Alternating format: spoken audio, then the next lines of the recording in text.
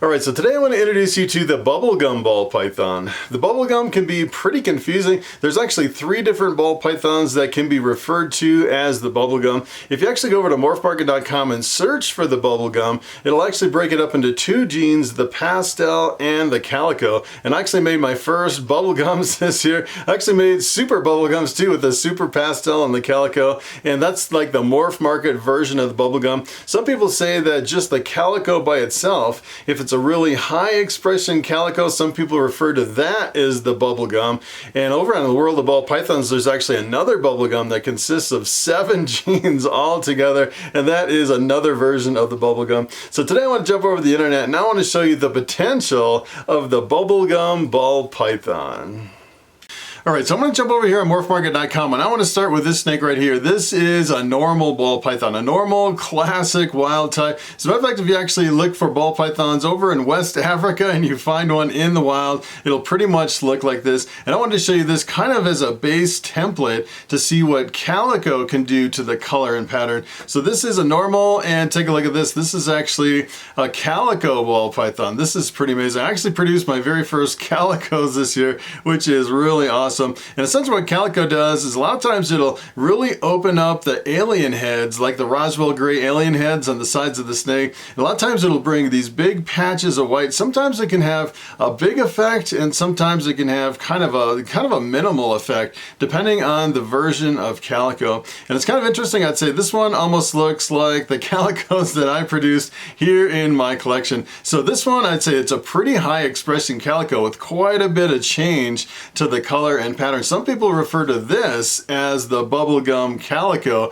which can get really confusing, especially if you're over here looking for Bubblegums. But the Bubblegum, according to Morphmarket, is the calico plus the addition of pastel. And I actually pulled up a pastel here. Take a look at this pastel. This thing is super bright. I don't know if I've ever seen a pastel as bright as this one. This one is so crazy bright. It's pretty amazing. And pastels can be really variable. Sometimes they can be super bright like this one, and sometimes they can be a bit browned out. And usually pastels, as they age and mature, they tend to brown out quite a bit unless you mix it with the right genes, and then sometimes it can really keep the brightness and the contrast. So here's what happens if you take pastel and you mix it in with the calico. This is what you get. You get the Bubblegum. This is the pastel calico.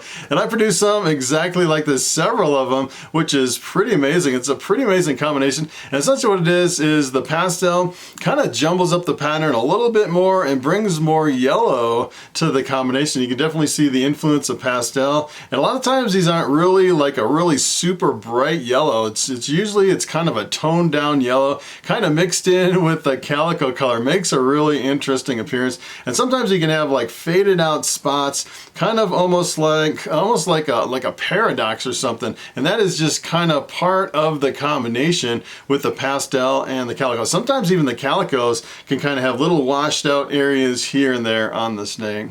So take a look at this. This is another one. This is actually, I found this over on the World of Ball Pythons. This is called the Bubblegum, which is an interesting snake. And as a matter of fact, this one almost looks like something you'd spit out some used bubblegum or something. It is a pretty amazing combination. If you actually look at the genes in this one, this has a whole bunch of genes in here. This is actually the Coral Glow, Granite, Hidden Gene Woma, Mojave, Pastel, Super, Anchi. I was actually counting the genes, and that's like 7 genes in this combination. So normally with the 7 gene combination, it can be extremely tricky with a 7 gene combination. If you actually took that and bred it to a normal, usually with a 7 gene combination, the odds are like 1 in 128 that you would reproduce a 7 gene combination. A little bit probably even more tricky on this one because you couldn't reproduce it because it has the super anchi in the mix. And you think about 1 in 128, if you actually produce a clutch of eggs every year with an average 6 egg clutch,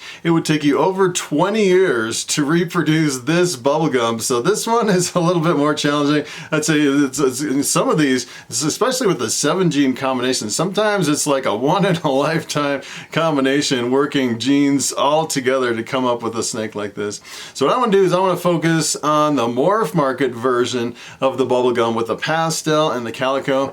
And the first one I wanted to show you is this one right here, the super pastel. So So essentially this is the bubblegum with one more copy of the pastel added to the bubblegum. And the super pastel is kind of interesting. It brings out a little more brightness in most cases, and a lot of times it really jumbles up the pattern even more than one copy of the pastel. And usually if you have super pastel in the mix, you can almost always tell from the faded out head in your super pastel or your super pastel combinations. So here's what happens if you take super pastel and work it into the bubblegum. This is what you get. You get the super pastel calico, which is a pretty amazing combination. I actually produced 2 of these this year, 100% head Desert Ghost. And let me tell you, when I popped them out, I was like, what in the world is that? Because I wasn't really used to this combination. And when they first came out, they almost had this silvery gray color before they shed the first time. And I thought for sure they were like pewters or something with cinnamon in them until they shed a couple times, and then they really brightened up and got this really crazy high contrast pattern down here. So this is actually, I guess you would call it the killer bubblegum or the super bubblegum. Pretty amazing combination. So here is the anchi. The anchi works really well with the bubblegum. So I was kind of going through my collection looking at, all right, what genes can I add to my new bubblegums to make some really amazing combinations? And anchi is one of them. It's pretty amazing. And essentially what anchi does is it really reduces the pattern. And a lot of times with anchis, it's really variable. Sometimes certain lines of anchi can really reduce the pattern. And then sometimes you can't see much reduction at all. You can see in this one, it's not really reduced as much as other anchis. You can see a little bit of pattern reduction. You don't really see the Roswell gray alien heads, but some anchis are like tiger striped on the sides of the snake. It's pretty amazing. So here's what happens if you take anchi and you work it into the bubble gum. Take a look at this crazy snake. This is a wild combination. This is the pastel anchi calico, and I actually have, as a matter of fact, I actually have a banana anchi clown that I could breed to my new bubble gums in about 3 years once those females mature and produce some snakes like this. This is a really amazing combination. And kind of the interesting thing is that the anchi really cleans it up and takes away a lot of the fading, but you can definitely see that the calico's in the mix because it really opens up the sides. You have these big wide patches, and that is definitely from the influence of the calico. I was actually surprised that the anchi had so much of an effect, kind of reducing all the fading and all the white on the sides. Makes for one of the most amazing combinations.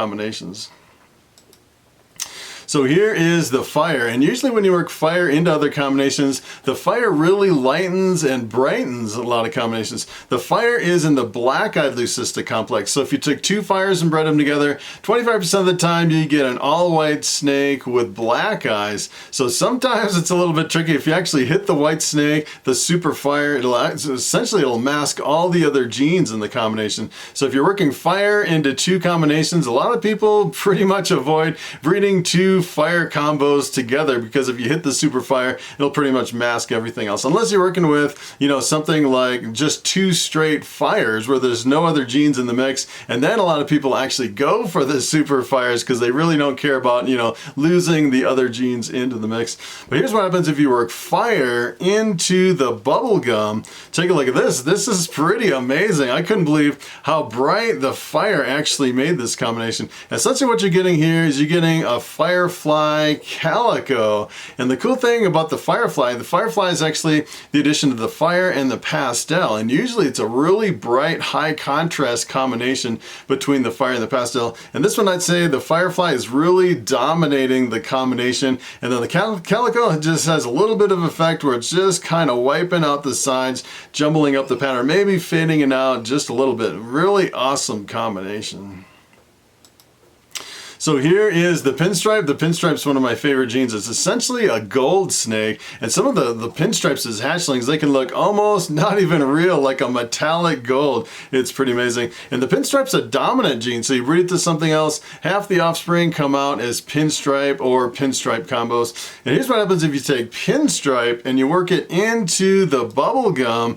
Take a look at this. This is a crazy combination. This is actually a lemon blast calico. And kind of the interesting interesting thing about this is the lemon blast is the combination of the pastel and the pinstripe, which those two genes together can be really visually dominant, pretty much dominating almost any combination with the lemon blast. So you definitely see that it almost looks like a lemon blast with a really jumbled up pattern, which dominates the visual appearance. And then you get the calico coming in, really kind of smoothing out the slides. Usually get more of a kind of a regular pattern, kind of a shattered pattern with the lemon blast, and the calico kind of wipes it out and brings in a lot of white. It makes for a really amazing combo. As a matter of fact, I actually have some pinstripes and I have some lemon blasts. I could definitely breed those to my bubblegums. All right, so here's the last one I wanted to show you. This has quite an effect on the bubblegum. This is the yellow belly. And the yellow belly, I'd say it's kind of tricky because it almost looks like a normal ball python as a standalone morph. As a matter of fact, there's a lot of combinations with yellow belly that a lot of people can't see the yellow belly in the combinations. They put possible yellow belly because sometimes it can get lost, but the yellow belly can really make some amazing combos if you mix it with the right genes, especially if you mix it with like fire and pastel and orange dream. It really enhances and brightens the snake. You can get some really bright and flashy combinations with those genes. And if you actually take two yellow bellies and mix them together, you get the ivory, which is an all white snake. So that is another one a lot of people might want to avoid if you're working with, you know, like 7 gene combinations. You make the white snake and all those 7 genes will be like completely lost in your ivory. Pretty much the only thing that breaks through the ivory, the super yellow belly, is the leopard is the #1 gene that really can break through the ivory. Some leopard ivories, I've seen some pretty amazing combinations. And the cool thing about that is the leopard will actually draw out all the other genes in the ivory, kind of bringing them out with the leopard to make some really crazy ivories. That's probably the only thing you can do with an ivory to bring out the pattern. You can do anchi for pretty much kind of a smaller effect, maybe about half as much. You can kind of see anchi kind of coming through the yellow belly. Sometimes it'll bring out a little bit of the other genes, but I'd say if you're working with the ivories, you definitely want to use leopard to bring out a lot of those genes. But here's what happens if you work yellow belly into the bubblegum. Take a look at this. This is pretty amazing what yellow belly does to this. I actually pulled up quite a few yellow belly bubblegums, and they all had this kind of a reddish brown color and a really jumbled up pattern. It was pretty amazing, the effect of this one. As a matter of fact, if you actually look at this name, this is another kind of a confusing name. This is actually named the Bubblegum Calico Yellow Belly. So I was trying to figure out exactly what they were thinking when they came up with this name. So the Bubblegum Calico, some people say that just a high expression calico is the Bubblegum Calico, and then the yellow belly would be essentially the Bubblegum Calico Yellow Belly. Some people would say that's just the calico and the yellow belly, and then some other people would say the bubblegum is actually the addition of the calico and the pastel with the yellow belly on the side. So this one's kind of like a cross between, you know, the bubblegums and the calicos and the yellow belly. Sometimes it can be pretty confusing with all the different common names. All right, so it is time for the question of the day.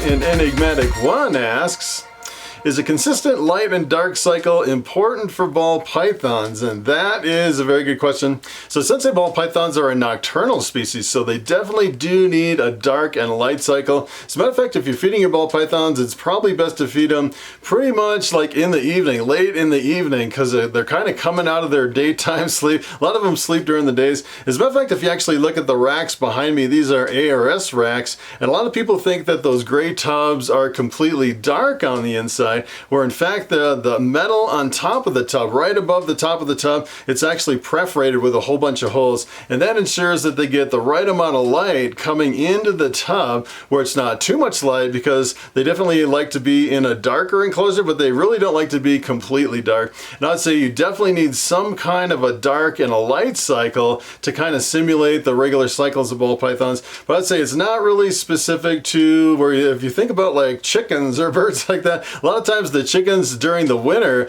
they'll stop laying eggs because of the light cycle. They have just a few hours less of light, and it'll kind of throw them off to where they won't lay eggs anymore. And I don't think ball pythons are really that sensitive to the amount of light. I don't really think you need a specific amount of light as far as the time of light, but I think you do need a day and a night cycle. Essentially what I do is when I wake up in the morning, I come down and turn the lights on, and then right before I go to bed, I turn the lights off. So it's not really that specific. You don't really have have to set it on a timer. As a matter of fact, I used to breed canaries, and canaries are really specific as far as the lighting. You have to slowly decrease and increase the amount of light by like a half hour each so often during the year to kind of stimulate the breeding. And let me tell you, ball pythons are definitely not like that. So that is pretty much it. Thanks for watching, and I will see you in the next video.